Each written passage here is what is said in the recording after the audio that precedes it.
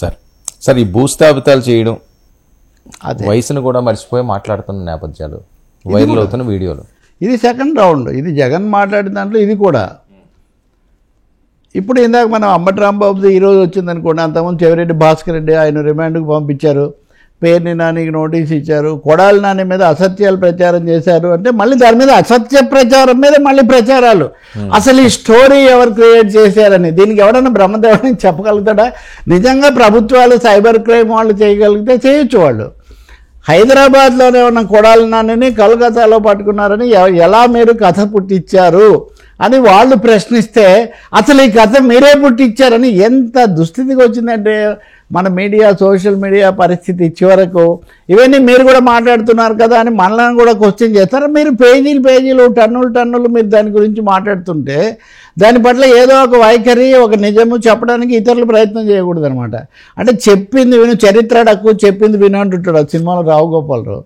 So అటు తెలుగుదేశం వాళ్ళు చెప్పిందన్న విను, ఇటు వైసీపీ వాళ్ళు చెప్పిందంతా విను, కానీ మధ్యలో విమర్శనాత్మకంగా ప్రశ్నలు వేయొద్దు అని. ఇప్పుడు జగన్ ఏమంటారు, మీరు నన్ను ప్రశ్నించారు విశాఖలో చంద్రబాబు నాయుడు మాట్లాడిన దాని గురించి. ఇవన్నీ ఎన్నో చూశాను, పెద్ద పెద్ద వాళ్ళతోనే నేను ఎదుర్కొన్నాను, నాకు ఇది పెద్ద లెక్క కాదని. నన్ను భూస్థాపితం చేస్తారా చెయ్యరా అని అడిగారు ఇంటర్వ్యూలలో. చంద్రబాబుని, ఇంత పెద్ద మనిషిని, 76 ఏళ్ళు అని నొక్కి వక్కానించాడు మాజీ ముఖ్యమంత్రి.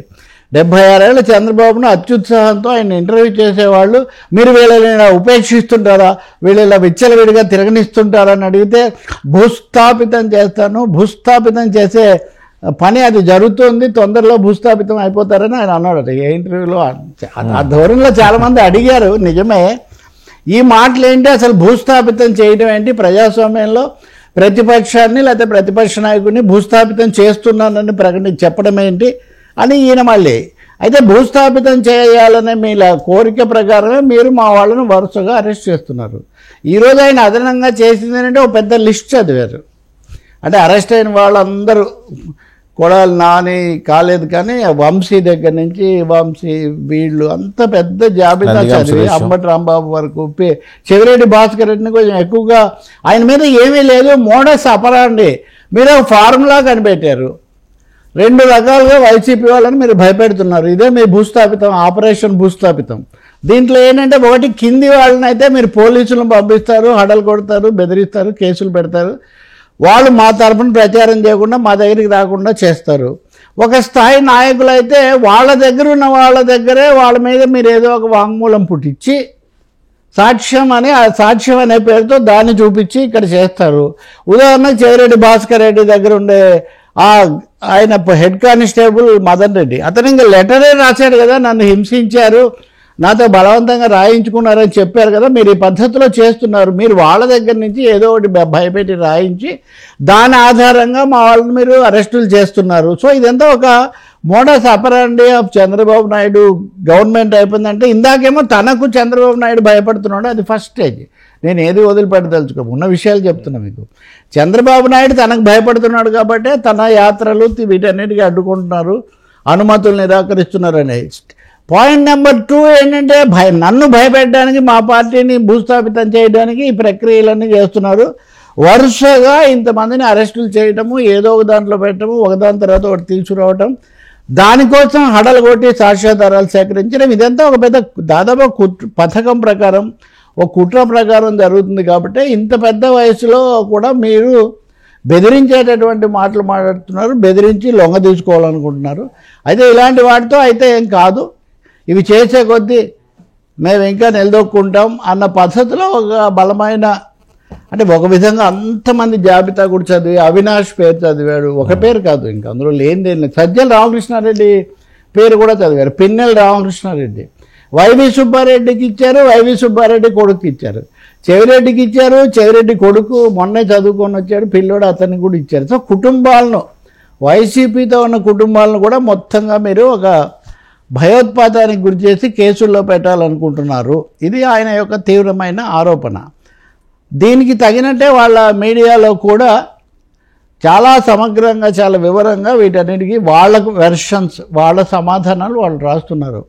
కాబట్టి ఒక వర్చువల్ వార్, పొలిటికల్ వార్ మీరు ఒకటి చూస్తారు కదా. నిన్న సుప్రీంకోర్టు మనం కమల్ హాసన్ కేసు దాంట్లో మాట్లాడుతూ వీధి పోరాటాలను ప్రోత్సహిస్తారా మీరు అని ఒక మాట అంది. వీధుల్లో తేల్చుకుంటారా ఇట్లాంటి విషయాలని?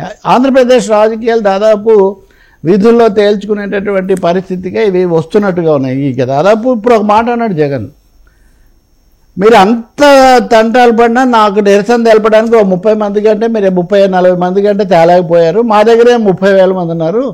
మీరు అంతకుముందు కూడా మనం మాట్లాడాం, ఏది పొదిలి పర్యటనప్పుడు చెప్పులు వేయడం అన్నదాన్ని మొదట ప్రచారం, అక్కడి నుంచి వీళ్ళే చెప్పులు వేశారని, ఇదంతా రకరకాల ట్విస్టులు.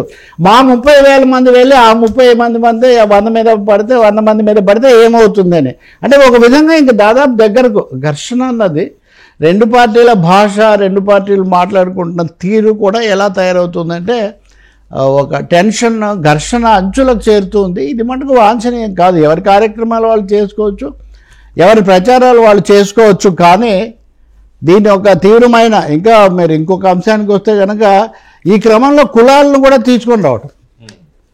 నిన్న జగన్ దీంట్లో ప్రత్యేకమైన అంశం ఏమంటే కులాలు, అందులో ముఖ్యంగా ఇప్పుడు పాలక పార్టీలో లేకపోతే ముఖ్యమైన నాయకులు వాళ్ళకి సంబంధించిన ఆ కులం వాళ్ళనే మీరు, అంటే మీతో ఉండాలనుకున్న కులం వాళ్ళు నాతో ఉన్నారు కాబట్టి వాళ్ళని మీరు ఉండనివ్వడం లేదు. మా పార్టీ నాయకులను భయపెడుతున్నారనే కాకుండా మా పార్టీలో ఉన్న మీ సామాజిక వర్గం వాళ్ళను మీరు ప్రత్యేకించి టార్గెట్ చేసి అణచివేస్తున్నారు. అంటే జగన్ ఈ మాట మాట్లాడటం మరి వ్యూహాత్మకంగా ఆయన ఎంచుకున్న వ్యూహం ఏంటో నాకు తెలియదు. కానీ అంటే ఒక విధంగా కూటమి ప్రభుత్వం వచ్చిన తర్వాత కూడా మనం తగినంతగా నిలదొక్కుకోలేదు, జగన్ ఉన్నప్పటిలాగే వ్యవహారాలు సాగుతున్నాయని వాళ్ళల్లోనే అసంతృప్తి ఉందనేది ఒక పెద్ద స్టోరీ. ఇందాక నేను మీకు చెప్పిన ఆయన మాట్లాడుతుంది అటువంటిదే. కులాల వారీగానే నేను కులం అని ఆ కులం పేరు ఎందుకు, ఒక కులం పేరు చెప్తే ఇంకోటి చెప్పాలి, ఇంకోటి చెప్తే ఇంకోటి చెప్పాలి, మళ్ళీ మనకు కులాల పంచాయతీ అయిపోతుంది. సో జగన్ ఇలా చెప్తూ ఉండగానే జగన్కు దూరమైనటువంటి ఒక మాజీ లీడర్, ఆ లీడర్ మహిళ లేకపోతే ఇంకొకరని నేను చెప్పను, కానీ ఆమె మళ్ళీ ఆ కులం పేరు తీసుకొని మళ్ళీ ఆ కులం అంటేనే నేను ఇది చేసా. మరి ఆమె కూడా మొన్నటి వరకు ఆ లీడర్ అటే ఉన్నారు మరి. కాబట్టి ఆమె లేదా ఆయన, కాబట్టి కులాల మళ్ళీ ఎందుకు కనిపించేస్తున్నారు? ఆమె లేక ఆయన గీత గీస్తాం కదా, బార్ పెడతాం కదా. అంటే నా ప్రశ్న అది కాదండి. మీరే అవతల దాంట్లో ఉన్నారు, మీరే యువతల దాంట్లో ఉన్నారు, ఇటువైపు వాళ్ళు అటు దూకుతున్నారు. ఇప్పుడు ఏం చెప్పే వల్లభనేని వంశీ కూడా అటు నుంచి ఇటు వచ్చిన వాడే కదా. ఇప్పుడు కులాల సమస్య వీళ్ళు రాజకీయ నాయకులు వాళ్ళ ప్రయోజనాల కోసం అటు ఇటు ఉన్నారు, పదవుల్లో ఉన్నారు, రకరకాలుగా మాట్లాడారు, ప్రజలను రెచ్చగొట్టారు, ఇవన్నీ కూడా చేశారు. ఇవన్నీ అయిన తర్వాత క్యాస్ట్ వార్ లాగా దీన్ని ఎందుకు మారుస్తున్నారు? క్యాస్ట్ వారే కాకుండా క్యాస్ట్లో ఇన్నర్ వార్ లాగా. ఇప్పుడు ఈయన ఇటు నుంచి అవతల ఉన్న వాళ్ళను ఒక విధంగా ప్రొవోక్ చేసే విధంగా, లేదా వాళ్ళకు కొంచెం ఆజ్యం పోసే విధంగా ఈయన మాట్లాడుతున్నారు. ఈరోజు తప్పకుండా మనం చాలా డిబేట్లు, చాలా ఇవన్నీ కూడా వింటాం. ఇదంతా ఒకటే. ఈ కులాల గురించి లేకపోతే ఇంకో దాని గురించి మాట్లాడడం మానేసి జనాల గురించి, సమస్యల గురించి మీరు మాట్లాడితే అసలు ఈ గొడవ ఉండదు. ఎవడి పార్టీకి వాడు ఉంటాడు. వాడు ఇప్పుడు ఉదాహరణకు లార్డ్ క్లైవ్ ఉన్నాడు అనుకోండి, రాబర్ట్ క్లైవ్ అనేవాడు భారతదేశానికి సంబంధించినంత వరకు బ్రిటిష్ పాలనకు పునాదేసి చాలా దారుణమైనటువంటి పనులు చేసిన వ్యక్తి. బ్రిటిష్ వాళ్ళకి సంబంధించి వాడు పెద్ద యోధుడు. మహారాణిని, బ్రిటిష్ సామ్రాజ్యాన్ని విస్తరింపజేయడానికి పనిచేసిన వాడని అతనికి లార్డ్ అని ఆయనకు అది కూడా ఇచ్చారు. కాబట్టి ఇక్కడ మీకు యోధుల్లా కనబడేవాళ్ళు వాళ్ళకు ఇంకో విధంగా కనిపిస్తారు. అది మీ పార్టీలకు సంబంధించిన అంశం. దీంట్లో కులాలను తీసుకొని వచ్చి పెంచి మరి ఈ సామాజిక వర్గం వాళ్ళు ఏం చెప్తారు, ఆ వర్గం వాళ్ళు ఏం చెప్తారు మనకు తెలియదు. బయట విందాం సార్ ఒకసారి. ఎవరిది? తప్పకుండా ప్లే. వయసు అయినా చంద్రబాబు నాయుడు గారు నోట్లో నుంచి వచ్చే మాటలు ఏ స్థాయిలో ఉన్నాయనంటే భూస్థాపితం చేస్తాడట. ఆశ్చర్యం కలిగించే విషయాలు. 76 ఏళ్ళ వయసు అయినా, 76 ఏళ్ళ వయసులో ఉన్న ఆయన ఒక ముఖ్యమంత్రి స్థానంలో కూర్చొని ఉన్న వ్యక్తి ఒక టీవీ ఇంటర్వ్యూలో మాట్లాడుతూ ప్రతిపక్షాన్ని భూస్థాపితం చేస్తాడంట. ప్రతిపక్ష నాయకుడు పేరెత్తి ఆయన ప్రతిపక్ష నాయకుడిని భూస్థాపితం చేస్తాడంట. ఆ ఎల్లో మీడియాకి సంబంధించిన ఓనర్, ఆ టీవీ ఓనర్ ఒకడు అడుగుతాడు, ఎప్పుడు భూస్థాపితం చేస్తామని. ఈయన అదిగో మొదలు పెట్టేశాను, చేస్తా ఉన్నాను, త్వరలోనే చేసేస్తాను ఈయన అంటాడు. అదే ఈ భూస్థాపితం భాషల నుంచి మనం బయటకు వస్తే చాలా మంచిది. ఎవరైనా కానీ ఇప్పుడు మళ్ళీ ఇది వేరేది కూడా మన దగ్గర కౌంటర్ నెక్స్ట్ పాయింట్ కూడా ఉంది. కానీ ఖచ్చితంగా కొంత సమయం మనం పెరగాల్సిన అవసరం ఉంది. ఒక అసహనం అయితే తాండవిస్తుంది రాష్ట్రంలో. ఈ అసహనంలో తీవ్రాతి తీవ్రంగా ఉన్నారు, పైగా రెచ్చగొడుతున్నారు. ఇప్పుడు మీడియా వాళ్ళనండి, లేకపోతే వీరాభిమానులనండి, కులాభిమానులనండి, ఒకరినొకరు విపరీతంగా మనం ఇది చేసుకున్నామా, మనకు ఆ మాత్రం చేయలేదా, మనమే చేస్తున్నారా అన్న పద్ధతిలో ఒకరినొకరు రెచ్చగొట్టుకొని వాతావరణం కాస్త కలుషితం అయిపోతుంది. ఖచ్చితంగా తప్పకుండా మరి అది జగన్మోహన్ రెడ్డి కూడా దృష్టిలో పెట్టుకోవాలి. చంద్రబాబు అన్న పొరపాటే, తన వైపు నుంచి ఎవరన్నా అన్న పొరపాటే అన్న అంశాన్ని దృష్టిలో పెట్టుకోవాల్సి ఉంటుంది. ఇప్పుడు దీని కొనసాగింపుగా మీకు చెప్తాను. ఇప్పుడు నిన్న ఒక వైసీపీ కార్యకర్త రపా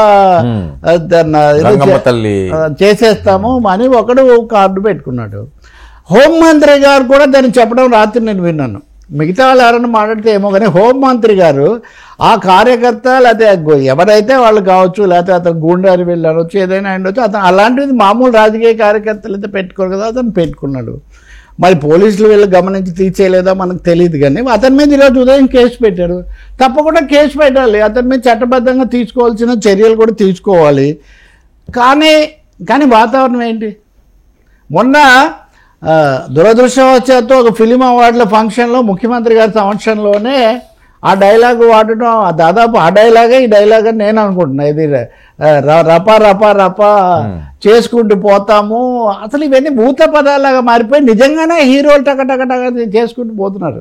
నేను సినిమాల జోలికి ఇప్పుడు వెళ్ళను, కానీ వైసీపీ కార్యకర్త మాట్లాడితేనే అంత ఇదైతే ఇప్పుడు ఇదేమవుతుంది? మళ్ళీ ఇటువైపు ముఖ్యమంత్రులు, మాజీ ముఖ్యమంత్రులు మాట్లాడితే ఏమవుతుంది? నేను నిన్న మీకు జేసీ ప్రభాకర్ రెడ్డి గారు మాట్లాడింది వినిపించాను. మీరు అస్సలు ఆగడం కాదు, వెంటనే మీరు చేసుకుంటూ పోవాలన్న పద్ధతిలో.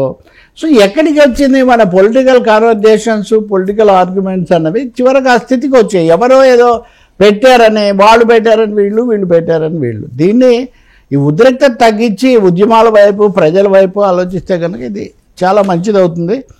అసహన వాతావరణం నుంచి మనం బయటికి రావాల్సిన అవసరం చాలా ఉంది.